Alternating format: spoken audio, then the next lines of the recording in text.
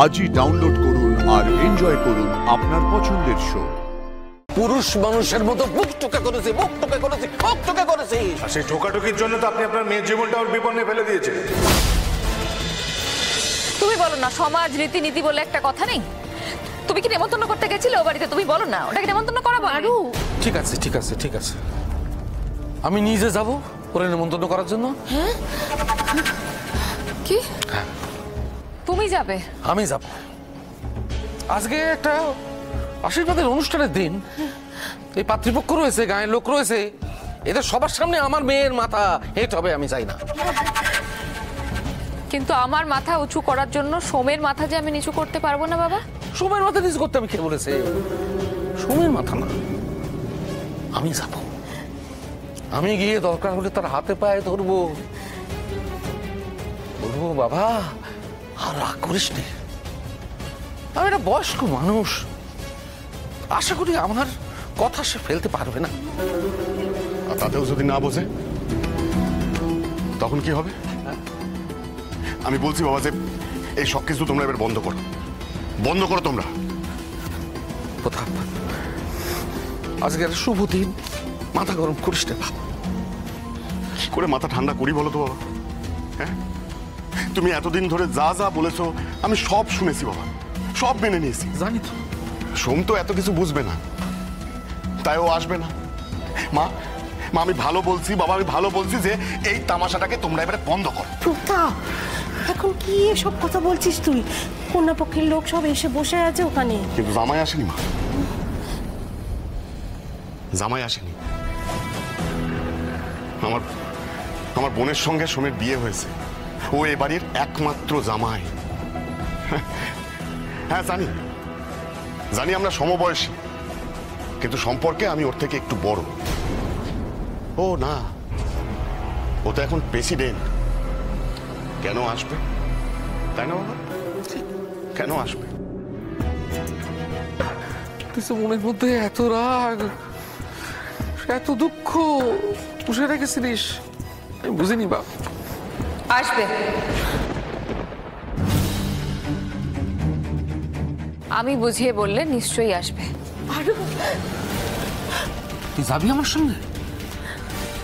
যাবো বাবা, এই শুভ অনুষ্ঠানটা যাতে পণ্ড না হয় তার জন্য সবকিছু আমি করব। আশ্চর্য ছেলে বটে তুই। হ্যাঁ, মেয়েটাকে তুই একা একা ছেড়ে দিলি কেন? ওর সঙ্গে গেলে তোর কি ক্ষতিটা হতো? দেখো বাবা, এটা পার্বতী দাদার বিয়ে, ও যাবে এটি স্বাভাবিক, তাই ও গেছে। আমি কি জন্য যাবো বলতে পারো? যাবি যাবি, তার কারণ হচ্ছে পার্বতী তোর স্ত্রী। দেখ শোন, সংসারে না মনোমালিন্য হয়, তারপরে পালা পার্বণ অনুষ্ঠানে মানুষ সেসব ভুলে গিয়ে মানুষের পাশে দাঁড়ায়। আমাদের গায়ে অন্তত এই সমস্ত রেওয়াজগুলো আছে এখন। আর দাদামণি, তুমি তো আমাদের 4 বোনকে বাড়ি থেকে বেরোতে বারণ করেছো। বেশ, আমরা না হয় গেলাম না, কিন্তু কিন্তু সৌজন্যবোধের খাতিরে পার্বতীর পাশে তো তুমি তোমার থাকাটা উচিত ছিল। দেখো, তুমি কিন্তু চাইলে এটা করতে পারতে। আসলে তোরা ভুলে গেছিস, ভুলে গেছিস ওরা কি করেছে আমার সঙ্গে, আমাদের সঙ্গে ভুলে গেছিস, তাই এইসব কথাগুলো বলছিস।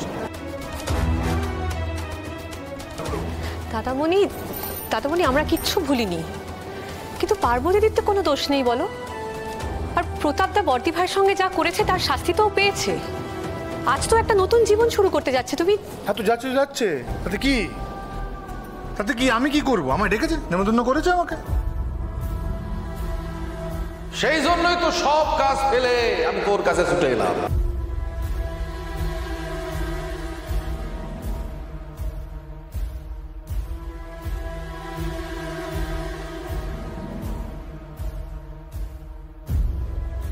কি ব্যাপার, আপনি এখানে কি জন্যে? হ্যাঁ, লক্ষ্মীমা, আরু, তোর সঙ্গে যা হয়েছে তা আমি তোরে ভুলে যেতে বলছি না, আমিও ভুলবো না, কিন্তু লড়াইটা তোর সঙ্গে আমার, আর তারপরেও তুই আমার একমাত্র জামাই। তার মানে শেষ পর্যন্ত আপনি পায়ের জুতো মাথায় তুলেই নিলেন, তাই তো সাহেব? সে তুই মানে যা খুশি বল, আমি কিচ্ছু মনে করবো না। কিন্তু আমি চাইবো আজ অনুষ্ঠানের দিন তুই আমার পাশে এসে দাঁড়া। এখন আসা না আসা তোর ব্যাপার। আমার বড় ছেলের বিয়েতে আমার একমাত্র জামাই, যে কিনা ভুবনপুর গায়ের প্রেসিডেন্টও, সে যদি না আসে তাহলে বরকর্তা হিসাবে আমার সম্মান ধুলোয় মিশবে। তাই আমি চাই যে তুই, তোর পরিবার সবাই আমার বাড়িতে অনুষ্ঠানে আসবি।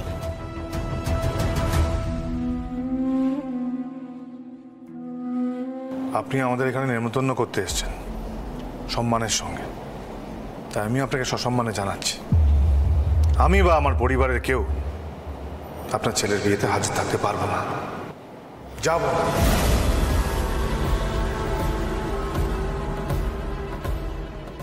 সোমার ওর বোনেরা যদি না যায় তাহলে আমার সব সাল নষ্ট হয়ে যাবে।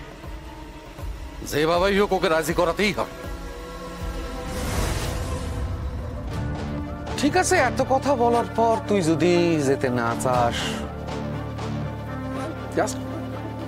কেন যাবো বলতে পারেন? কি জন্য যাবো বলতে পারেন? এরা বাপের বয়সী লোক সবকিছু ভুলে